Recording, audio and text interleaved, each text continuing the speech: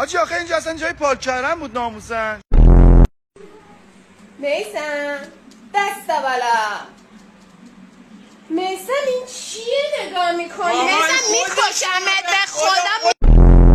من تو ادارجات میبینید برای کارهای اداری، تو رو تو خونه مردم میبینم برای اداره کاری تجاری.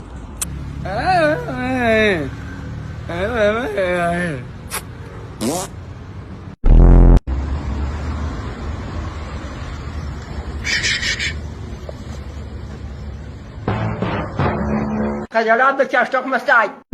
داداش یه لحظه بیا. طرف برداشته از اینجا تا اینجا رو خط کشیده که چی؟ عقده‌ای بازی ها چیه؟